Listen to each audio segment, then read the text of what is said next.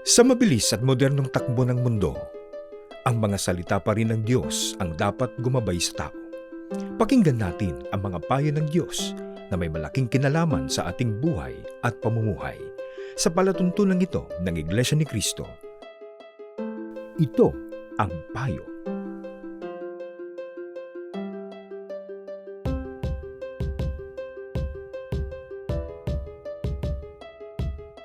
Kumusta na po kayo mga giliw naming taga-subaybay? Ito po muli ang palatuntunan Ito ang Payo. At sa pangalan ng Iglesia ni Cristo, ako po ang kapatid na Arnel Solano. Sana nasa maayos kayong kalagayan kasama po ng inyong sambahayan. Pamilyar ba kayo dun sa sinasabi nilang, when the going gets tough, the tough gets going? Though sinasabi nilang yun ay sinabi ng isang football coach noon, Pero ang isa raw sa mga lesson na itinuturo nun ay ang katangian ng isang tao na kahit mahirap ang sitwasyon ay hindi siya sumusuko. Ang totoo, kung kailan mahirap ang sitwasyon, doon lalo siyang nagpapakatatag. Very timely po ito ngayon kasi kung inyong titingnan ang mga nangyayari sa kasalukuyang panahon, hindi biro po ang kalagayan ng buhay at ng pamumuhay ng tao dito sa mundo. Sabi nga, this world is not getting any better. No. Life in this world is not getting any better. Papahirap ng papahirap. Tapos nangyari pa itong mga kaguluhan na partikular dyan sa gitnang silangan na ang epekto ay talaga namang ramdam ng buong mundo. Maging dito po sa ating bansa sa Pilipinas ay damandama po natin ang epekto at ang paghirap ng sitwasyon dahil sa mga pangyayaring yan. Sa ganitong sitwasyon, di ba? It's a tough situation. We need to be tough, sabi nga. Kailangan po nating maging matatag. At para po magawa natin na magpakatatag sa ganyang sitwasyon, dapat po nating maunawaan itong mga nagaganap ngayon. Magkaroon tayo ng tamang perspektibo para po maging tama din yung ating reaksyon. Di po ba? Kasi ang reaksyon, pattern, sa kung ano ang perspective o pananaw ng isang tao sa isang sitwasyon. Alamin natin, ano ang sinasabi ng Biblia tungkol sa mga nagaganap na ito sa mundo na atin pong kinalalagyan. Makinig po kayo sa sinasabi po dito po sa Habakuk. Sa 1, ang talata po ay 3. Ganito ang nakasulat. Bakit ang ipinakikita mo sa akin ay pawang kasamaan at kahirapan? Sa magkabi-kabilay nagaganap ang pagwasak at ang karahasan, laganap ang hidwaan at pagtatalo. Panahon pa ito ng propetang si Habakuk, pero ito na yung nakita niya na sitwasyon ng mundo. At ito ay nagaganap din ngayon. Di po ba, mga giliw naming taga-subaybay? Kabi-kabila ang labanan, kabi-kabila ang pagwasak, ang karahasan, ang mga pagtatalo. At sa kabila po ng pagsisikap ng mga pinuno ng mga bansa at ng mga eksperto sa ekonomiya, nakikita nating hindi po nalulunasan yung mga problemang yan. Nabalitaan naman siguro ninyo yung mga nagaganap na karahasan sa iba't ibang panig ng daigdig. Hindi natin dapat ipagtakayan kung ganon. Yan ang una. Kasi oras na magtaka tayo dyan, yung bang masyak tayo, ba't nangyari ito? Edi ang magiging reaksyon niyan, hindi na tama. Madadaig na tayo nung pagkasyak na yon. So hindi tayo dapat masyak. Talagang magaganap po yan sa daigdig. Hindi lang yan Ano pa po ang sinasabi ng Biblia na magaganap sa mundong ito? Noon pa, ipinagpauna na at nakikita natin na nangyayari nga.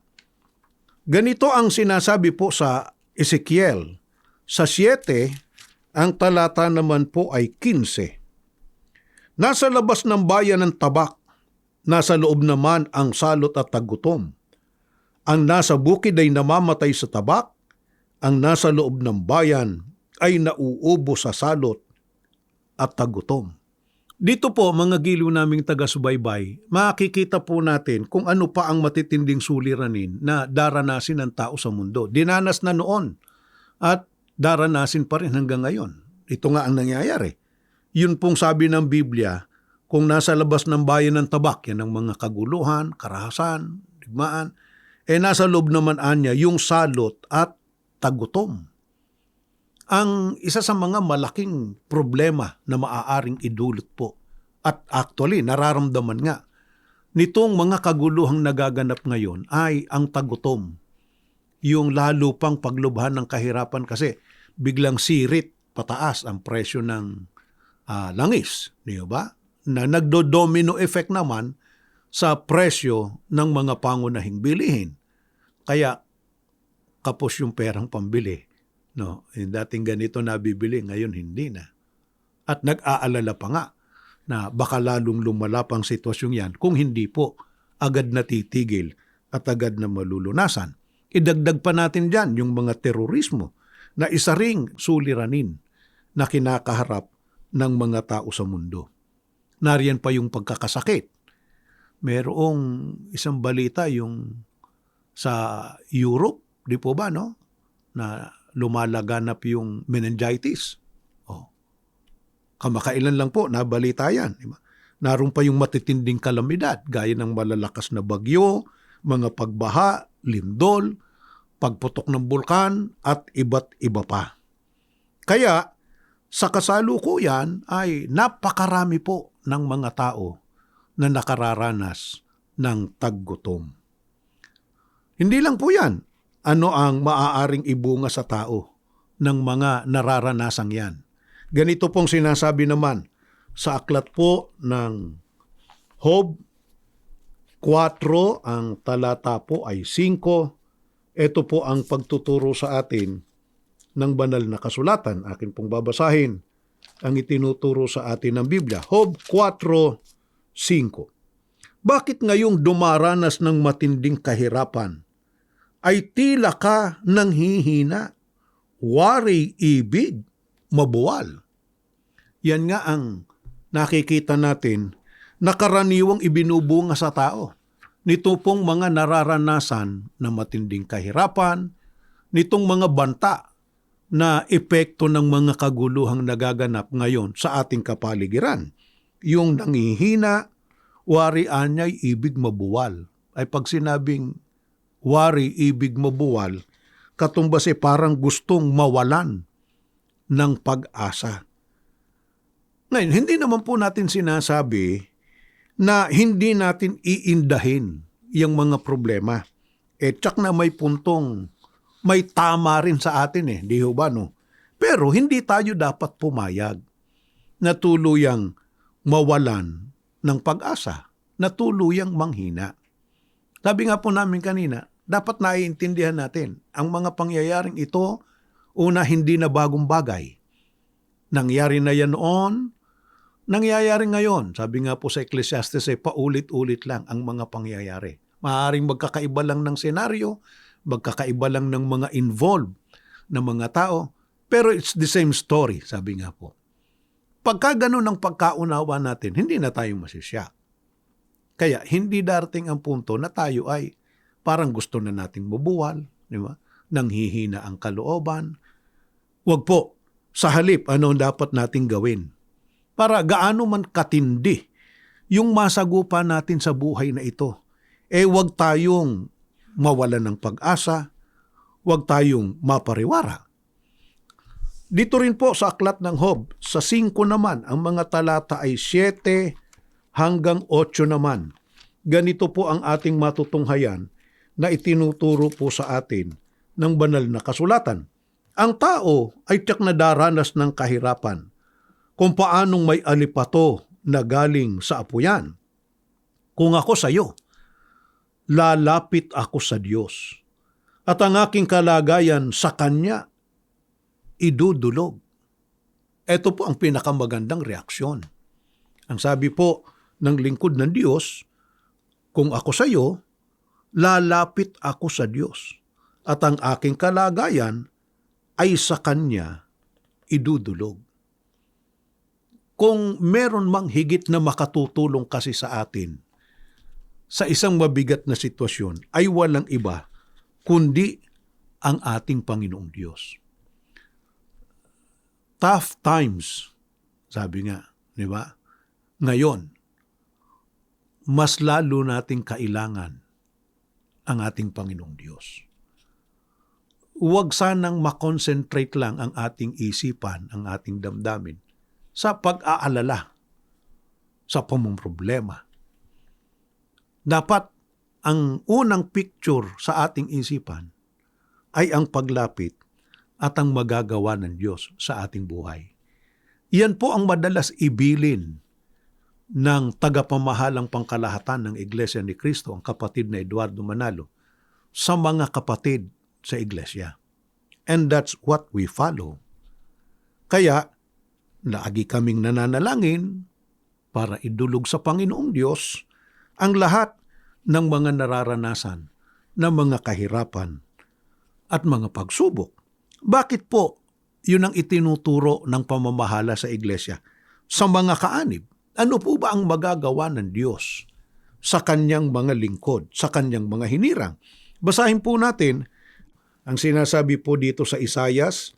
Sa 25, ang mga talata po ay 4 at 1. Ikaw ang kanlungan ng mga hamak, takbuhan ng mga duka sa kanilang kagipitan, silungan sa panahon ng bagyo, lilim sa init ng araw, pagkat ang hininga ng manlulupig ay parang bagyo ng yelo. Panginoon, ikaw ang aking Diyos. Niluluwalhati kita at pinupuri ang iyong pangalan. Gumawa ka ng mga kahanga-hangang bagay na binalak noon pang una, tunay at totoo. Kaya sa Panginoong Diyos, itinuturo ng pamamahala na dapat dumulog ang mga kaanib sa Iglesia ni Cristo. Kung bakit? Sapagkat ang Diyos, sabi nga ng Biblia, kanlungan ng mga hamak, takbuhan anya ng mga dukha sa kanilang kagipitan, silungan sa panahon ng bagyo, at lilim sa init ng araw. Ito po ang lubos na pinananaligan ng mga iglesia ni Cristo ngayon. Sa mga kaanib sa Iglesia ni Cristo, sa mga kapatid po na nakikinig sa programang ito, huwag po sana nating malimutan, lubos nating pagtiwalaan, na sa ating mga kahirapan at kabagabagan, ang Panginoong Diyos, ang ating kanlungan, at ang ating takbuhan. Naalala ko lang yung, di ba, popular din yun yung sinasabi nilang, don't say, God, I have a big problem. But rather say, problem, I have a big God. Di po ba, no? Pero yun, actually, kung tutuusin, applicable sa mga kaanib sa Iglesia ni Cristo. Alam niyo ang dahilan kung bakit? Pakinggan po ninyo. Babasahin ko po itong nasa awit sa 22. Ang talata po ay 24. Ganito po ang sinasabi sa atin. Ito po ay sa saling easy to read version ng Biblia. Pero babasahin ko na po sa pagkakaliwat sa wikang Pilipino, alang-alang sa mga maraming nakikinig na madali nilang mauunawaan. Ito po ang sinasabi sa atin. Sapagkat ang Panginoon ay tumutulong sa mahihirap na taong may bagabag, sila ay hindi ikinahihiya ng Panginoon. Siya ay hindi namumuhi sa kanila. Kung ang bayan ay tumawag sa Panginoon upang humingi ng tulong, siya ay hindi magkukubli sa kanila. Napansin po ba ninyo yon? Ang sabi sa atin, pagkaan niya ang bayan ay tumawag sa Panginoon upang humingi ng tulong, siya ay hindi magkukubli sa kanila. Mahalaga na ang tao ay tumawag sa Panginoong Diyos. Sabi nga po natin, in these tough times, we need to be tough also para maka-get going tayo, sabi nga. Pero hindi natin kakayanin yung saga ng sarili natin. Kailangan natin ng tulong ng ating Panginoong Diyos. Ang tiniyak ng Bibliang pakikinggan ng Diyos. Hindi siya magkukubli, meaning talagang aalalayan at tutulungan niya ay walang iba kundi ang kanyang bayan. Ito pong dahilan kaya lagi naming binibigyan diin sa mga programa ng Iglesia ni Cristo, radyo man o television or online, na mahalaga na ang tao ay maging bayan ng Diyos. Na ang bayan ng Diyos sa mga huling araw na ito, sa mga panahong ito, ay walang iba kundi ang Iglesia ni Cristo. Kaya patuloy ang aming anyaya na sana ipagpatuloy nyo lang inyong pakikinig at pagsusuri sa mga aral ng Diyos na itinuturo ng Iglesia ni Cristo para makabilang din po kayo sa kinikilalang bayan ng Panginoong Diyos.